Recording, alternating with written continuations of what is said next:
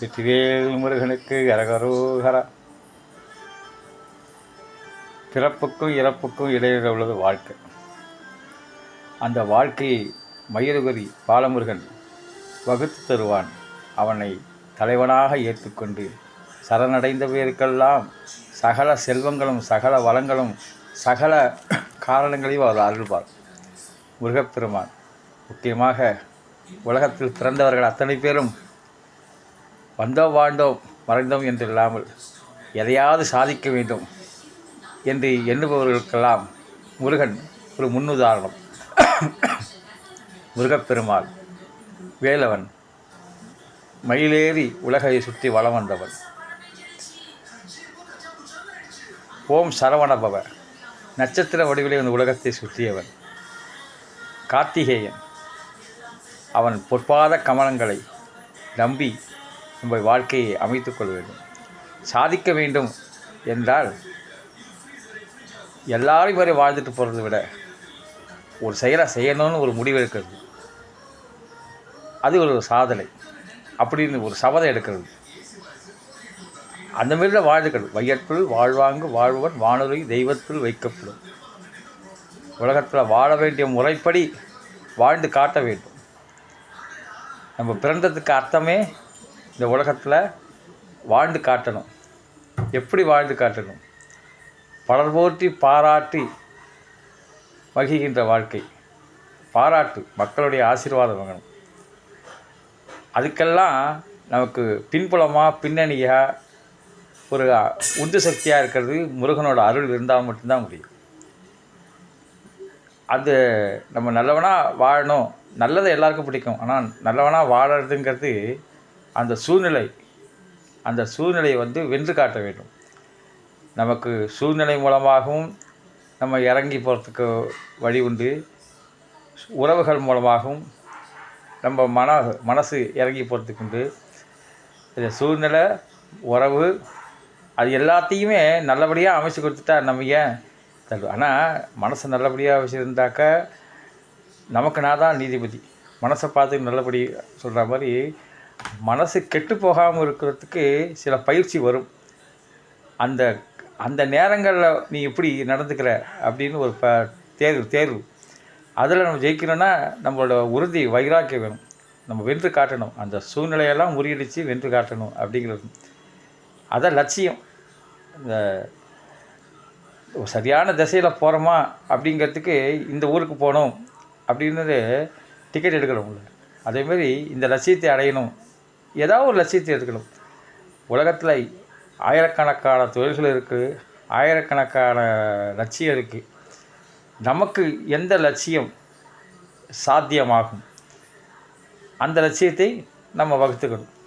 நம்மளை பொறுத்த வரைக்கும் இந்த குடும்பத்தை நல்லபடியாக கொண்டு போகணும். இந்த சமுதாயத்தில் நம்ம பங்களிப்போம். ஒருத்தர் தனிமரம் தோப்பாக தனியாக வாழ்ந்து எதையும் சாதிச்சிட முடியாது. இந்த சமூகத்தோடு தான் வாழ்ந்தாகணும். அப்போ நம்மளுடைய நம்ம வைப்ரேஷன் மூலமாக நல்லவர்களை ஈர்க்க வேண்டும். அந்த ஈர்ப்பு சக்தி, பிரபஞ்ச சக்தி நம்மகிட்ட நல்லதையே கொண்டு சேர்க்கும், நல்லவர்களையே கொண்டு சேர்க்கும். நல்லபடியாக வாழ்ந்து முடிச்சிடலாம். அந்தமாரி ஒரு நிலைமை வரணும்னா ஒவ்வொரு எண்ணம் நம்ம வாய்ப்பை தேடுறதுக்கு உதவும். அந்த எண்ணம் வாய்ப்பை தேடுறதுக்கு நெருக்கடியும் உதவும். சில நெருக்கடியில் சிலதை கற்றுக்கிட்டு ஜெயிச்சாகணும். ஆனால் சோம்பேறிகளுக்கெல்லாம் இதுக்கு வாய்ப்பே இல்லை. குதிரைக்கு தாகம் இருந்தால் தான் தண்ணியை குடிக்கும். பசி தாகம் மனுஷனை இயக்குது. ஆனால் எந்த விஷயத்தை பற்றி பசி இருக்கிறது? அறிவு பசி, ஞானம் பசி, அதை நம்ம தெரிஞ்சுக்கணுங்கிற ஒரு வெறி, அதை தான் அந்த பசிங்கிறார். அதுமாதிரி தாகம், இதுக்கு தண்ணியை தவிர வேறு எதை குடித்தாலும் தாகம் அடங்காத மாதிரி நம்முடைய அந்த லட்சியத்தை அடையாமல் அந்த தாகம் அடங்காது. அந்தமாரி நம்மளோட தூங்க விடாத செய்யக்கூடிய அந்த சபதம் அது. அந்த வாய்ப்பை தேடிக்கிறோம். வாய்ப்பை உருவாக்குறதுக்கு கூட அந்த நெருக்கடி உதவி தருது. நம்ம நம்மளோட வாய்ப்பை உருவாக்குறது எப்படி? வாய்ப்பு உருவாக்குனா இந்த நிலைமையை நம்ம அடையணும்னா நம்ம சுய பரிசோதனை செய்கிறோம் இல்லையா? நமக்கு என்னென்ன வேணும், என்னென்ன குணங்கள் வேணும், என்னென்ன மனங்கள் வேணும், என்னென்ன சூழல்கள் வேணும், என்னென்ன விஷயங்கள் எப்படிலாம் ஆரோக்கியமாக இருக்கணும், எப்படிலாம் திட்டமிடணும், எப்படிலாம் செயல்படணும், எப்படிலாம் வெற்றியை ருசிக்கணும், ரசிக்கணும், எப்படிலாம் வெற்றியை பாதுகாக்கணும். அது இந்த சிகரத்தில் ஏறிட்டால் சிகரத்திலேயே இருந்துட முடியாது, கீழே இறங்கி வந்தாகணும். அப்போ சிகரத்திலேயே இருக்கிற அளவுக்கு நம்மளை தகுதிப்படுத்திக்கணும். அந்த தகுதிகளாக என்னென்னங்கிறது நம்ம செஞ்சுக்கணும். எவ்வளவோ தடைகள் வரும், அத்தனை தடைகளையும் படிக்கற்களாகணும். எவ்வளவோ தாமதப்படுத்தும் சூழ்நிலை, சோம்பல் இந்த மனசை தாமதப்படுத்தும். அப்போ தோல்வியை கண்டு பயந்துடக்கூடாது இல்லையா? நம்ம எல்லாத்தையும் உடனே வெற்றி கிடைச்சிடாது. ஒவ்வொரு கண்டுபிடிப்பையும் விஞ்ஞானிகள் நிகழ்த்துகிற போது பல தோல்விகளுக்கு அப்புறம்தான் அந்த வெற்றியை படிக்கிறாங்க, பார்த்துருக்கோம்.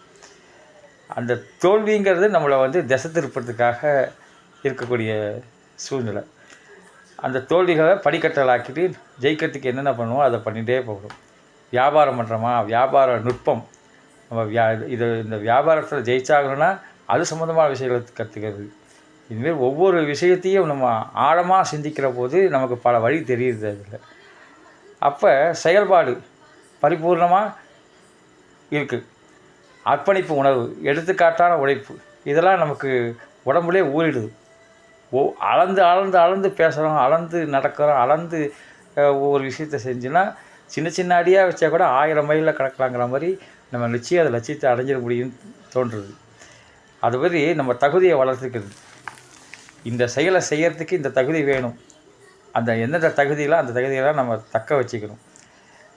அது ஈடுபாடுனாக்காக தகுதியை வளர்த்துடலாம்.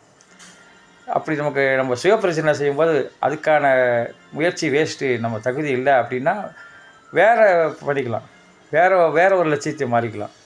அதனால் முடவன் கொம்புத்தேனுக்கு ஆசைப்பட்ட மாதிரி முடியாத விஷயத்தை போய் பண்ணிகிட்டு இருக்கணும்னு அவசியம் இல்லை. ஆனால் அறிவு இருந்துன்னா முடவன் கூட மற்றவங்க மூலம் காரியத்தை சாதிக்கலாம். அதுக்கு வாய் சாமர்த்தியம் வேணும், புத்தி சாதுரியம் வேணும். எல்லாத்தையும் வளர்த்துக்கணுன்னா பல கலைகளை அதாவது பல கலைகளை கற்று மரன்னு சொல்கிறாங்க. பல கலைகள் கற்று வைத்துக்கலாம். இந்த மூளை நம்ம கொஞ்சம் தான் பயன்படுத்துகிறோம்னு சொல்கிறாங்க. அதிக அளவு பயன்படுத்தணும்னா அதிக அளவில் விஷயங்கள் தெரிஞ்சுக்கிற போது பண்ணணும். அப்போ எனர்ஜியை வேஸ்ட் பண்ணக்கூடாது. நம்ம பொழுதுபோக்கள் நாட்டம் இல்லாமல் போயிடும். நகைச்சுவை உணர்வு இருக்கலாம், சிரிக்கலாம். சிரிக்காமல் என்ன வாழ்க்கை விதிகளுக்கு கூட இருக்கிறவங்களோட சிரிச்சு பழகிறது தப்பு இல்லை. ஆனால் பொழுதுபோக்குங்கிற பேரில் நம்ம நேரத்தை வேஸ்ட்டாகக்கூடாது. நம்ம நேரம் ஆற்றுல ஓட தண்ணி மாதிரி புதுசாக நேரம் வந்துகிட்டே இருக்கும். இந்த நேரம் மறுபடியும் கிடைக்காது. இந்த நேரத்தில் நம்ம எப்படி யூஸ் பண்ணணும்? டெய்லி நம்ம ஒரு இரவு படுத்துக்கும்போது இன்றைக்கி என்ன பண்ணிடணும், அந்த நேரத்தை எப்படி பயன்படுத்தணும், இன்றைக்கி எந்தளவு முன்னேற்றம் வந்திருக்குது, இதெல்லாம் நம்ம ரியலைஸ் பண்ணணும். அப்போ சுயப்பிரச்சனை செய்யும்போது என்னென்ன தவறுகள் நடந்திருக்கு, அந்த தவறுகள் மீண்டும் வராமல் இருக்கிறதுக்கு என்னென்ன செய்யணும், என்னென்ன வெற்றி கிடைச்சிருக்கு, அந்த வெற்றியை இன்னும் கொஞ்சம் அதிகப்படுத்துறதுக்கு தக்க வைக்கிறதுக்கு என்னென்ன பண்ணலாம், இதெல்லாம் நமக்கு ஐடியா கிடச்சிட்டே இருக்கும். நம்மளோட வேலை நம்ம புத்தியை ஷார்ப்பாக வச்சுக்கிறது தான். வேல்முருகன் இருக்கார்ல, ஆழமான சிந்தனை, பரந்த மனப்பான்மை, நுட்பமான அறிவு, வெற்றிவேல் முருகனுக்கு அரோகரா. அது நல்லதை யார் சொன்னாலும் எடுத்துக்கணும், நல்லதை யார் சொன்னாலும் எடுத்துக்கணும். அதாவது யார்கிட்ட வேணாலும் எது வேணாலும் கற்றுக்கலாம்.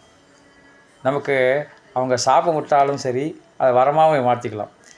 அதில் உள்ள விஷயங்களில் நமக்கு என்ன சாதகமாக இருக்கிறது நம்ம அந்த நினைப்பிலே இருந்தால் தான் அந்த இது நமக்கு தெரிய வரும். அது நம்ம அறிவை திரட்டுவதற்கான ஒரு தகவல். அது நம்மளை பற்றி விமர்சனம் பண்ணும்போது அது நமக்கு ஏற்படக்கூடிய ஊக்கசக்தி, உந்து சக்தி. நம்ம கடமையை கரெக்டாக அந்த கடமையை செய்யணுங்கிற உணர்ச்சி இருந்துட்டா வேண்டியும் நமக்கு அதில் நாட்டம் அதிகமாகிடும். நேற்றுக்கு விட இன்றைக்கி நம்ம ஜெயிச்சிருக்கோம். ஆனால் ஒரே நாள் போல் எல்லா நாளும் இருந்துடாது. நேற்றுக்கு இருந்த மாதிரி இன்றைக்கி இல்லைன்னு நினச்சிக்கூடாது. ஆனால் நம்ம ஒரே மாதிரி இருக்கணும். அந்த உறவினர் சுயபிரச்சனை எல்லா வல்ல எம்பெருமாள் பேரர்கள் பெருந்தினாலே மக்கள் இந்த சமுதாயத்தில் ஒன்றுபட்டு வென்று நின்று நிலைத்து வாழ வேண்டும். வாழ்க வையகம், வாழ்க வளமுடன். வெற்றிவேல் முருகனுக்கு அரோகரா.